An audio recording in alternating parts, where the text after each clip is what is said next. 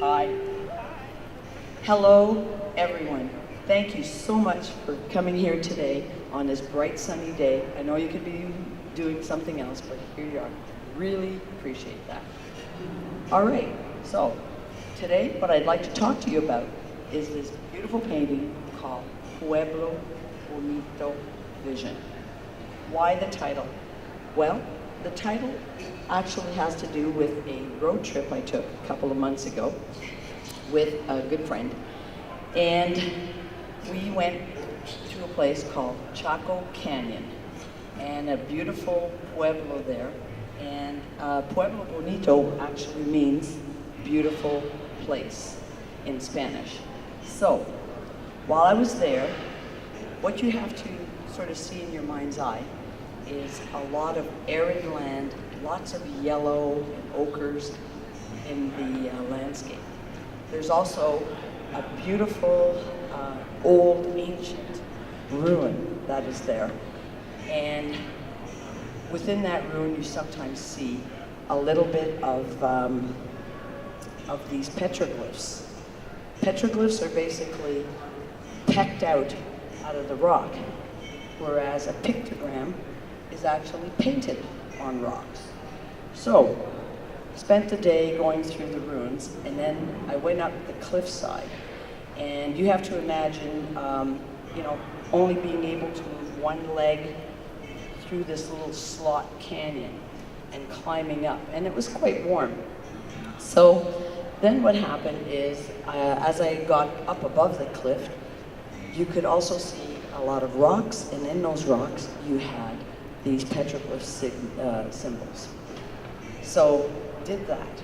Now, where the vision part comes from is basically that evening while we were sleeping in a tent, we had howling coyotes, and they had this evil cackle to them.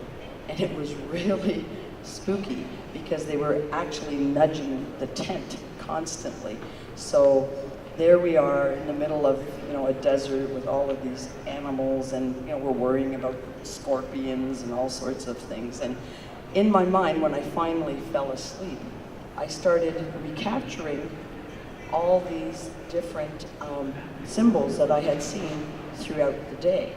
So I decided this would be a perfect opportunity to actually put them to paper.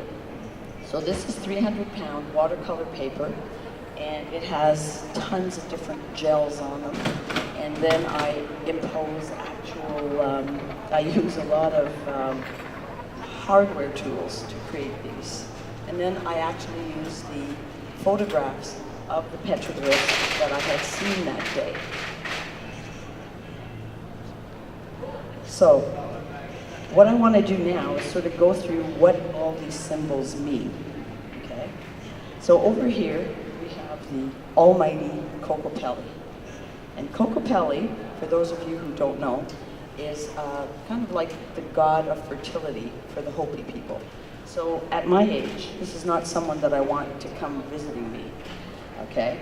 If I were young, then yes, because he brings you plenty of animals or fruits or whatever. So he is very much, he's a humpback flute player, and how he seduces his women is basically by playing the flute, lulls them into a kind of a rhythmic, what would you call it? Not a coma. A trance, thank you. And so that's sort of how this all happens.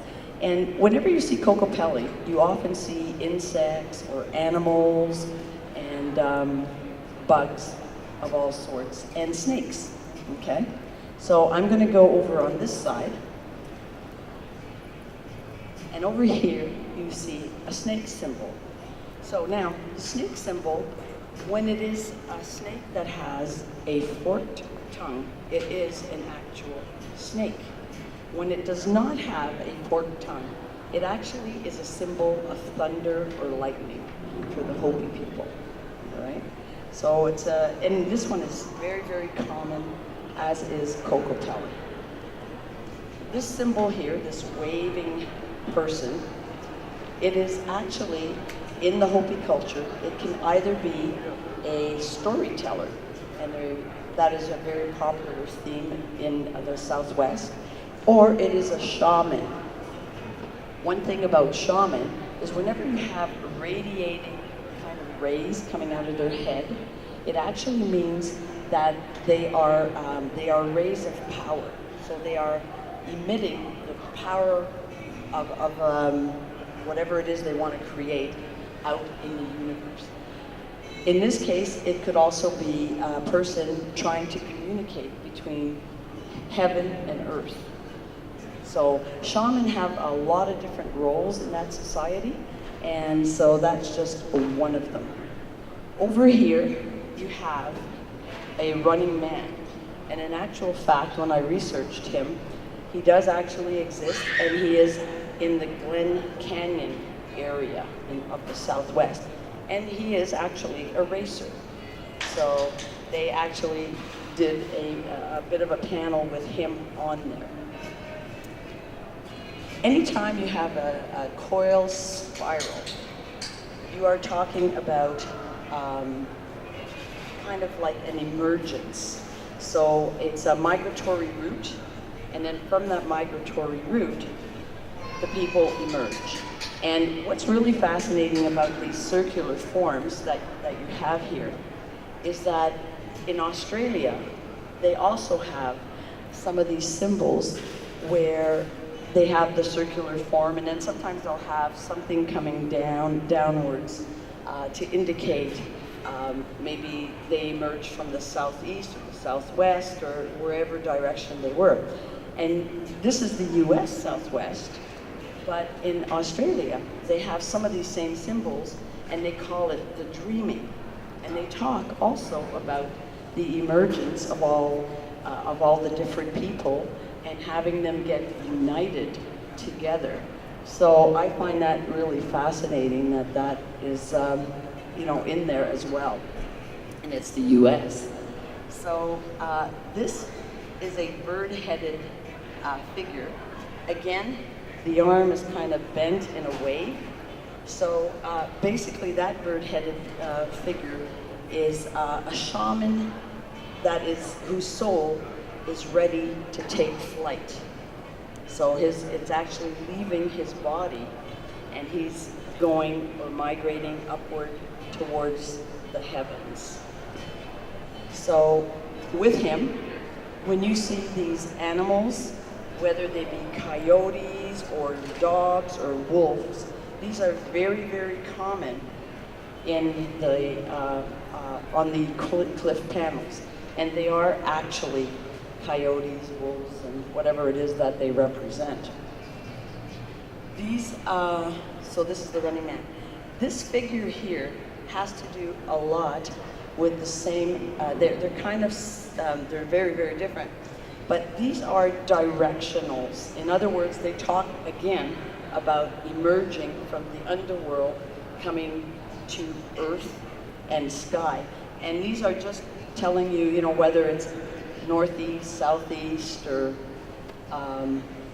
wherever it is that people came together.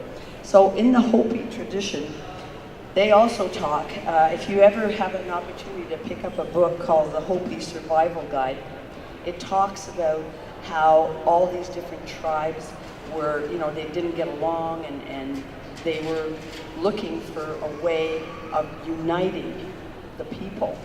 And so this is this is sort of represents that whole migratory and peace, coming to peace within the Hopi people.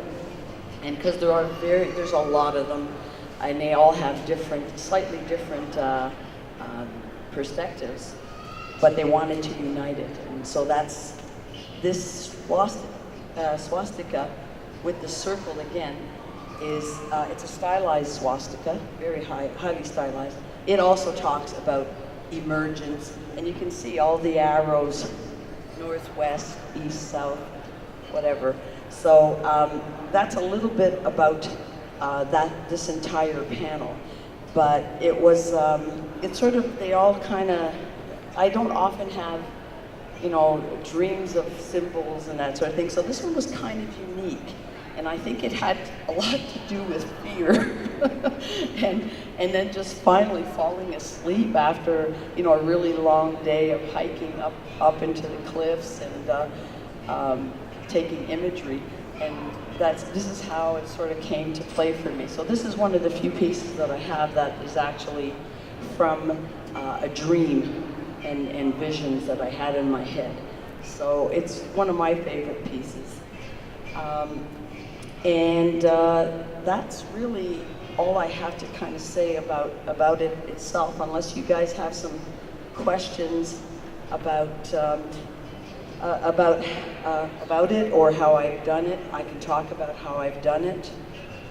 Okay, so basically what I've done here is I have some heavy gel mat, I have some fiber paste, I have some molding paste and light molding paste, and I think I have some regular gel gloss on there, and they're all sort of intermixed.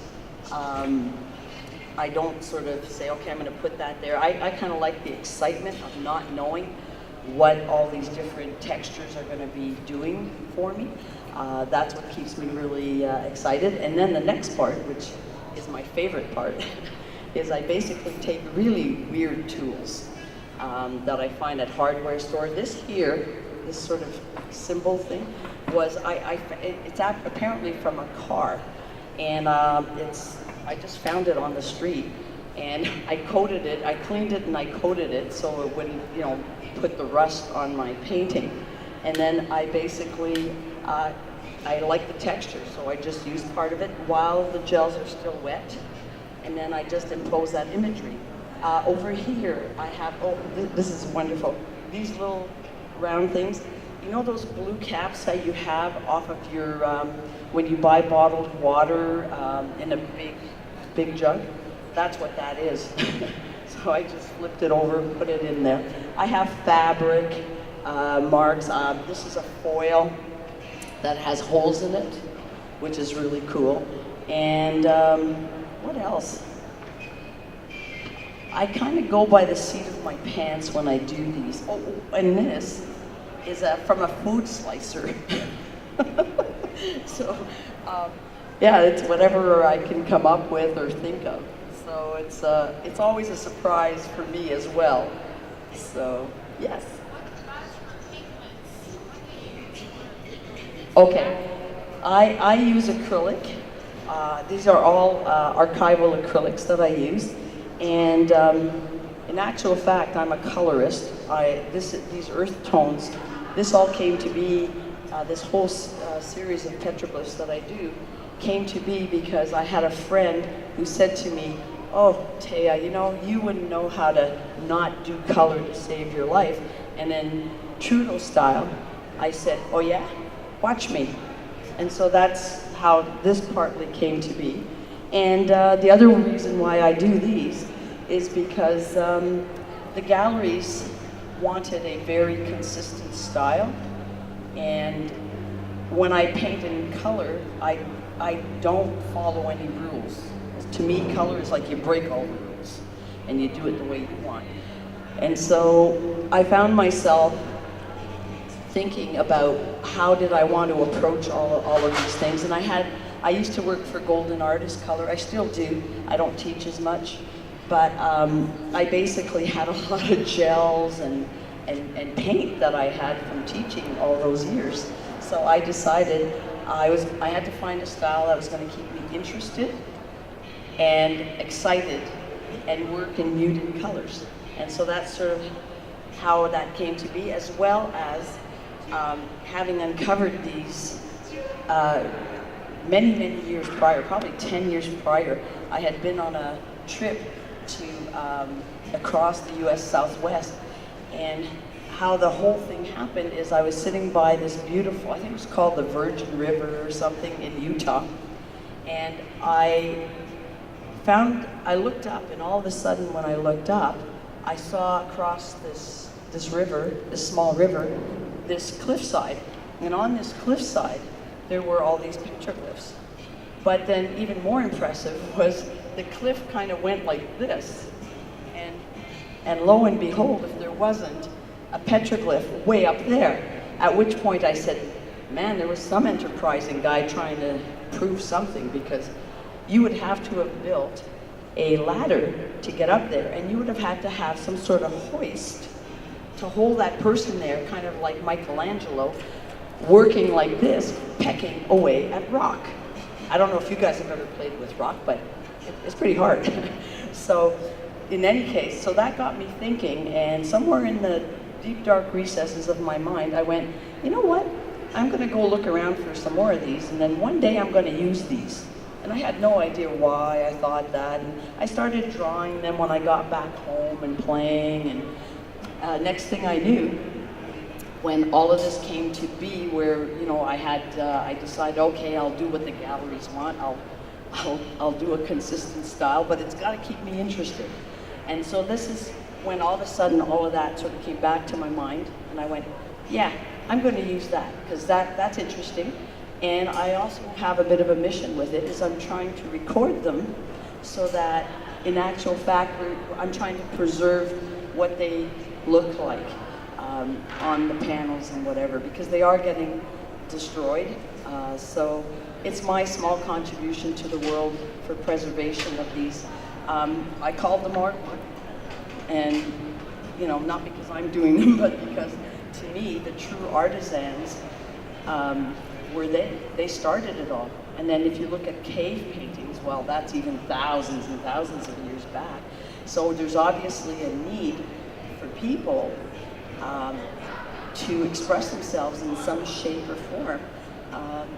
There's that need. And so this is my small contribution to it. And that's basically kind of the whole story. Any other questions?